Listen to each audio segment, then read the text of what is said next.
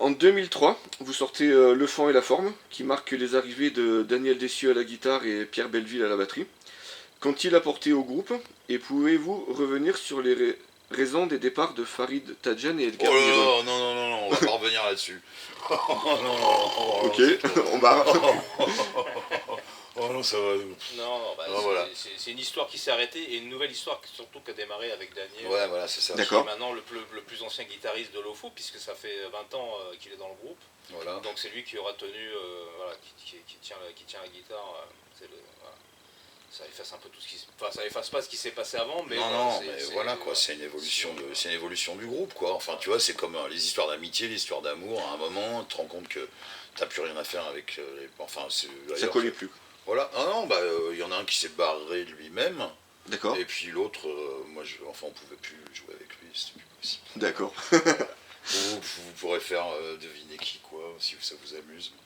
Voilà, ouais, non, c'est des souvenirs qu'on n'a pas forcément envie de. D'accord. On est passé à autre chose depuis si longtemps, quoi, tu vois. D'accord. C'est il y a Ouais, quand c'était même, des périodes ouais, étranges, donc c'est il y a 20 ans, quoi, tu vois. Oui, c'est ça, Voilà. 2002-2003. J'ai fait un petit peu dans l'ordre du coup Ouais, ouais, on a au bien niveau vu. au niveau des questions. D'accord. Alors, c'est lors du Sriracha Tour que je vous ai vu en live la première fois. C'était à Fort-Calquier dans le 04 en mars 2004. Oh la Alors, vous partagez l'affiche avec Gojira et Tripod. Et alors, est-ce que vous vous souvenez de ce concert? Quel souvenir gardez-vous de cette tournée? Non, mais je me souviens pas du Moi, tout. moi, je m'en rappelle. Mais c'était pas un sriracha. C'était pas un Sriracha. C'était Ah pas non, un bah non, sriracha parce qu'il tour, y avait ça, Gojira, c'était, Gojira, ils avaient pas. ça, c'était un concert, c'était un gros concert avec les trois groupes, mais c'était pas un sriracha tour. D'accord, donc j'ai fait une erreur. Ça sert à rien de barrer Ah son. bon, ah, mais, C'est corrigé. Moi, je me rappelle, c'était un bon concert, et puis. Bon, les tripodes, c'est parce que nous on était fans et puis c'est toujours nos potes. c'est des copains, quoi. Mhm. Voilà, c'est des gens qu'on a côtoyés à une époque sur scène et puis ils sont arrêtés, mais voilà, c'est des gens qu'on a toujours plaisir à voir. D'ailleurs, Il y avait Daniel, on a revu le chanteur hier soir qui est venu nous voir à Montpellier. bassiste. Et puis bah, aussi Gojira à l'époque où ils étaient. Bon, voilà, ça décollait et puis ça commençait à. Oui, c'était avant qu'ils explosent. Voilà, Ouais. ouais, c'était avant qu'ils explosent, mais bon, c'était déjà bien explosé ce qu'ils faisaient, et puis donc voilà, je me rappelle de l'endroit, je me rappelle d'autres par rapport à d'autres situations aussi, mais je me rappelle de l'endroit. Mais D'accord. c'était à Château. Ah, bah c'est bien au bout de 20 ans. Il y a des endroits où on se rappelle pas du À tout. tous les deux, on se rappelle d'à peu près tout. Voilà, ouais. D'accord. À deux, on arrive à faire un peu une mémoire Voilà. correcte. D'accord. Gardez-vous des traces audio ou vidéo de vos concerts? Et si oui, avez-vous déjà envisagé de les mettre en vente, genre bootleg officiel, un peu comme le fait Metallica par exemple? Oh, non, non, il y a des trucs. Bah, ouais, je dois avoir encore des VHS, des trucs, des CD avec tu vois, de la vidéo, des bouts comme ça. Bah, toi, tu vois, tu m'en as apporté aussi. D'accord. Voilà. C'est plus Donc, récent quoi. on a plein de trucs comme ça, ouais, même des vieux trucs. Donc, peut-être un jour, on fera un petit, un documentaire, je ne sais quoi. Mais bon, pour l'instant, voilà. D'accord, bah, si vous avez le Fort Calquier 2004, n'hésitez pas. Ok, ça t'intéresse. Faut se faire de la thune, je crois, avec lui. Prends son numéro, prends son numéro. Alors, en 2005, vous participez à Top of the Pop sur France 2, Ouais. suite à l'album Les choses qui nous dérangent. Il semble y avoir eu une controverse suite à votre passage dans cette émission. Pouvez-vous nous donner votre point de vue Bah, c'est que, voilà, même nous, quand on nous a demandé, ouais, vous voulez faire ça, enfin voilà, parce qu'en fait, c'est quand tu rentrais dans le top album, et comme à l'époque, enfin, on avait une fanbase suffisamment importante pour être devant Jennifer Lopez pendant la première semaine. C'est bien ça. Donc du coup, on nous a proposé cette émission, on s'est dit, est-ce qu'on le fait, est-ce qu'on le fait pas? Puis après, on s'est dit, mais de toute façon, qu'est-ce qu'on va faire si ce n'est juste jouer de la musique en live? D'accord, Une chanson à nous. Et on dit, moi, de toute façon, on a dit, si on n'y va pas, ça va être quoi? Ça va être un passage de plus pour Bruel ou pour... oui. Tu vois ce que je veux dire? Ouais. Et puis moi, tu vois, je suis un gars... j'avais pas un grand frère qui écoutait du rock and roll. Mon père, il écoutait un peu du vieux rock, de la soul, des trucs comme ça. Mais moi, j'ai découvert plein de groupes à l'époque où il y avait trois radios, Europe 1, RTL, RMC, tu vois. D'accord. Parce qu'il y avait un mec, tous les soirs sur Europe 1, il passait à une nouveauté. C'est comme ça que j'ai découvert les B-52s, c'est comme ça que j'ai découvert Star Shooter. Donc ça, tu vois, ça te ramène dans quand même quelques années. Mais D'accord. du coup, s'il n'y avait pas eu ça, tu vois, j'ai pensé à ça, quoi. Je me suis dit, tu vois, à l'époque, il n'y avait pas Internet, voilà, tu n'avais pas accès à tout ça.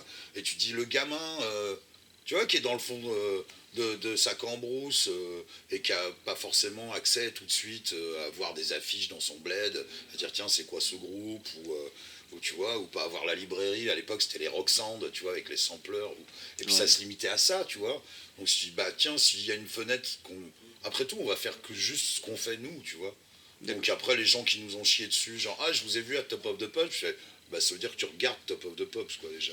Et ça je trouvais ça plus gênant. Oui, puis puis je voyais pas ce qu'il y avait de critiquable en fait, Bah, là non, justement. Quoi, bon, après voilà. On s'est rendu compte que les gens en avaient encore beaucoup sous la pédale au niveau de la critique facile. Hein, D'accord. depuis, on s'est rendu compte, enfin pas pour nous particulièrement, mais il y a encore une question. il y a des gens qui passent toute après. leur vie à essayer de voir ce qui va pas chez les autres. D'accord. Donc Pierre Belleville quitte le groupe suite à l'album Mémoire de singe. Pareil, que s'est-il passé avec lui? Vous voulez peut-être pas y revenir dessus. Question suivante. Gonfle. Ah, laisse-moi dormir. Donc, Question suivante. Monstre Ordinaire marque l'arrivée de Vincent Ernaud à la batterie, qui a donc battu le record.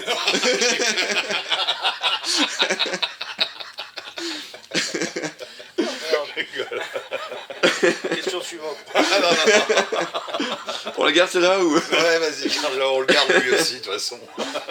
Alors, Monstre Ordinaire marque l'arrivée de Vincent Ernaud à la batterie, qui a dû battre le record de longévité à ce poste. Et ce line-up est stable depuis 2009. C'est ça. Pensez-vous tenir enfin la bonne équipe? Ouais, ouais, vraiment. Non, non, franchement, je pense que, je sais pas, je pense qu'on l'a ressenti les dernières fois où on a eu à composer ensemble, que ce soit pour Vanité, que ce soit pour le EP là qu'on vient de composer. Je sais pas, il y a un truc qui est vachement plus fluide entre nous, quoi. D'accord. Même ça a pris du temps, parce que tu vois, ça fait un moment qu'on est avec cette équipe-là. Et de plus en plus, c'est cool, quoi. Enfin, même voilà, les phases de composition, où, tu vois, il y a un côté.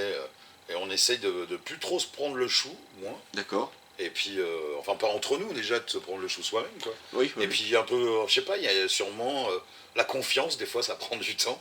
D'accord. Je ne sais pas à quoi attribuer ça, mais il y a quelque chose où on sent qu'on raconte vraiment, qu'on a, enfin voilà, on est dans la même énergie, dans la même vision du truc, et en apportant chacun nos petites différences, des points de vue aussi, tu vois. Voilà. D'accord. Oui, On arrive encore à être surpris, moi j'arrive encore à être surpris des parties, des trucs comme ça entre mes copains, et je pense que j'arrive encore à les faire marrer ou à les étonner dans certaines phrases, et du coup, D'accord. c'est ça, ça remet du piment dans notre vie, quoi. C'est important de bien s'entendre parce que bah, on est quand même les uns sur les autres dès qu'on est en tournée ou quand on est en répète, en studio, et puis bah voilà, on a zéro problème de ce côté-là, on s'entend bien, et ça c'est vraiment, je pense, le principal du groupe, c'est cette espèce d'entente qu'on a qui nous permet de tenir, d'avoir l'envie de toujours avoir, de toujours avoir des projets finalement, et puis mine de rien, je pense qu'on a la chance d'arriver à se renouveler dans notre musique et dans ce qu'on fait, et puis d'en avoir, enfin voilà, on a toujours cette envie de continuer, donc, et puis de pas être lassé par ses potes, quoi, et ça c'est vraiment important. D'accord, C'est la ok. chose même essentielle d'un groupe de rock, parce que on connaît des gens qui peuvent se blairer après des années et qui, par intérêt, qui jouent, tu vois, parce que ça dans des grands groupes, ou, tu vois, des gens qu'on peut côtoyer ou Des connaître, professionnels. Ouais, quand il y a des grosses sommes au professionnels, milieu, et ouais. qui ont du mal à s'encadrer. Parce que c'est devenu leur métier, quoi. Enfin, tu vois, ce truc, ça devient quand même ton boulot par accident. Enfin, nous, on avait envie que ça marche, notre groupe, mais on n'était pas prêt à tout pour ça. Nous, on était juste prêts à faire la musique qu'on aime, quoi. D'accord. Puis de toute façon, voilà, de toutes ces années, il n'y a jamais personne qui nous a fait changer une virgule, un mix, une pochette, un truc, une parole, ou quoi que ce soit. Enfin, on a toujours fait ce qu'on avait vraiment envie de faire, quoi. D'accord. Puis on se pose vraiment pas de question de se dire, ouais, alors qu'est-ce que le public attend de nous, quoi. Ça, vraiment, c'est peut-être pas gentil, mais on n'en a rien à carrer, quoi. C'est juste que, à un moment, quand des fois, on compose, et puis on trouve le truc bien efficace, tu vois, enfin, sans se palucher non plus, et puis on se dit, oh putain, là, ça, ils vont aimer, quoi. Ça, je pense que ça va bouncer, ça, je pense que ça va bien se monter dessus, sur un morceau comme ça, ou voilà. On imagine ça, mais c'est presque déjà au niveau au moment où on est en studio, en prise, tu vois, voilà. On pense à ça, quoi. On pense surtout à se faire plaisir, voilà, une bande de potes qui essayent de faire un truc qui leur plaît, quoi. D'accord. Et du coup, c'est tous votre métier. Vous n'avez pas de métier à Ouais, côté ouais, non, ou non. de boulot, Ouais, c'est non. votre métier principal Ouais, à chacun, ouais. quoi. D'accord. Enfin, c'est les devenus, quoi. D'accord. Voilà. Bah, tant mieux. Ouais. Alors, l'épreuve du contraire est peut-être votre album le plus agressif. Il est suivi de Simple Appareil, d'un album acoustique. Vous avez voulu jouer avec les contrastes. Régressif, ça veut dire Agressif. agressif, Pardon. j'ai compris, régressif. J'ai particulier. Qu'est-ce que ça veut dire? Oui, oui, Ouais, ouais, c'est vrai. Et ouais, c'est vrai, il était ouais, on avait envie, je sais pas, à ce moment-là, on était surfâchés, peut-être, je sais pas. Ouais, on a emmené le truc un peu au bout sur ce côté agressif, effectivement. D'accord. Et après, non, l'histoire d'un album acoustique, ça vient d'une idée de Philus. Après, à ce moment-là, il y a 2020, notre batteur, qui nous a dit les mecs, je vais partir faire du vélo avec ma chérie, ça a duré 1 an et demi. D'accord. Donc on lui a dit, bah écoute, c'est quand même un beau projet, va le faire. Et quand tu reviendras, si tu veux revenir dans le groupe, bah tu reviendras. Et donc on a fait cet album avec Kevin Follet, Oui. donc batteur de Benighted et de tant Il d'autres. n'a pas joué avec quoi. Sepultura à un moment donné. Il a fait un remplacement au pied levé pour quelques dates avec Sepultura Oui, également, d'accord, ok. etc.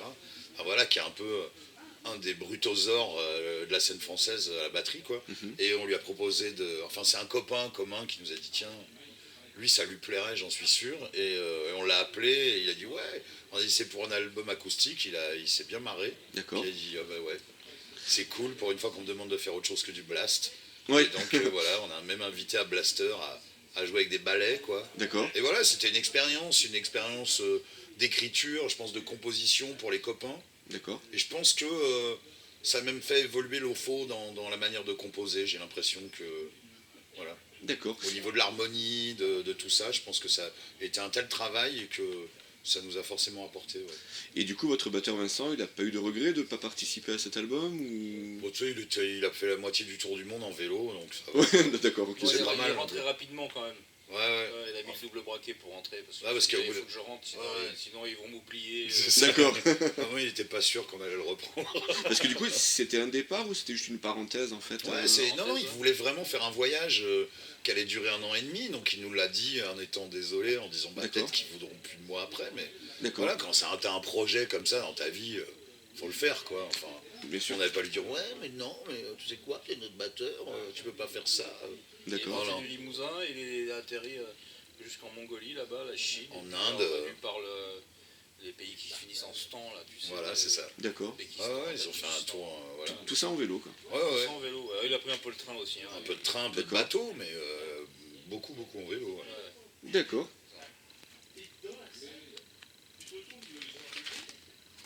Alors, le clip Le Venin est plutôt sympa, donc j'ai vu que sur votre site il est en affichage d'entrée. Alors, est-ce que les haters sur les réseaux ça vous atteint ou est-ce que ça vous passe au-dessus? Non, non, nous, on y passe pas. Nous, ça nous atteint pas particulièrement parce qu'on a les quelques fois où ça nous arrive sur notre Facebook respectif, enfin sur notre Facebook de groupe, parce que de Facebook, nous, on n'a pas personnellement, on n'est pas actif dessus, quoi. D'accord. Généralement, quand il y a quelqu'un qui va balancer un peu quelque chose, il se fait remettre en place par les autres fans, en fait. Donc on n'a pas trop à se soucier C'est très de ça. rare, Et en puis c'est plus. rare, en fait. C'est super rare. D'accord. Moi, par Par curiosité. contre, on le voit chez d'autres gens, ou des choses qui se passent, et puis bien récemment, où là, les gens se lâchent, mais c'est le lynchage, c'est Ouais. la porte ouverte à... Bah, disons, ouais, nous on n'a jamais subi ça, c'est très rare. Par curiosité, j'ai déjà été voir sur des pages d'autres groupes et c'est pas du tout la même cuisine. D'accord. Et apparemment maintenant c'est beaucoup sur Twitter où c'est devenu un peu ultra violent, Je peux quoi. comprendre, ouais. Mais bon, bah, nous on n'a pas. Enfin, si, il doit y avoir un Twitter LOFO mais qui reposte juste les trucs de Facebook, j'imagine. Un truc automatique comme ça, tu vois. Et sinon, ouais, comme disait Phil, les gens qui disent un peu de la merde, ça arrive une fois de temps en temps, ils se font remettre en place. Et surtout, je voulais préciser, avec dérision la plupart du temps. C'est Oui. qu'ils se font jamais remettre en place en mode mets ta gueule connard, il n'y a pas ça chez nous. D'accord. Voilà, les gens qui se permettent de remettre les gens en place sur la page de l'OFO, généralement ils le font avec dérision, avec second degré. avec finesse. Donc voilà, donc ça nous va très très bien. D'accord. Mais ça n'empêche pas que, voilà, en tant que consommateur de web, on va voir des vidéos sur YouTube des fois, puis des fois, bah, tu commences à regarder les commentaires, puis là tu dis mais ça va pas bien les gens quoi.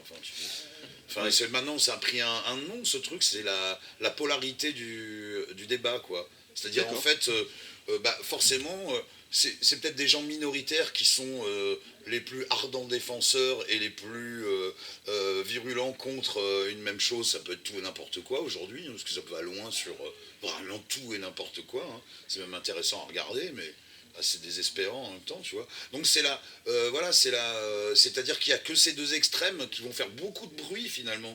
Mais je pense que le principal, c'est des gens au milieu qui se disent, bah, enfin moi personnellement, j'ai pas un avis sur tout, quoi. Oui. Et t'as l'impression que c'est une obligation, t'as presque une injonction comme ça un peu sous-entendue dans le fonctionnement de ces trucs-là, de il faut, et toi, qu'est-ce que t'en penses? Ouais. Alors, et il faut que tu dises. Puis quand des fois, c'est vrai, t'es tenté, tu vois des trucs, des gens, ils s'embrouillent tellement entre eux, t'as envie de leur dire, mais vous dites n'importe quoi, puis non, bah non, enfin, faut laisser tomber, quoi, tu vois. Ouais, à la limite, peut-être des avis constructifs serait plus, plus Ouais. intéressant que. Voilà. Donc voilà, c'est ça un petit peu le problème. C'est là-dessus qu'on a voulu réagir sur ouais, le fait qu'il n'y a plus de débat, quoi. Enfin, il y a un mec, un comique qui s'appelle Romain Fraissinet, l'autre coup, il définissait bien le truc. Il disait c'est comme si tu avais un mec en Australie et un mec qui est en Europe et qui s'engueule au téléphone. Mais je te dis que c'est l'hiver, mais non, c'est l'été. Ouais. Tu vois, enfin, tout dépend du point de vue, un peu. Puis il faut un peu de. Voilà, un petit peu déballonner tout ça, ça ferait du bien, quoi. Mais c'est D'accord. mal barré.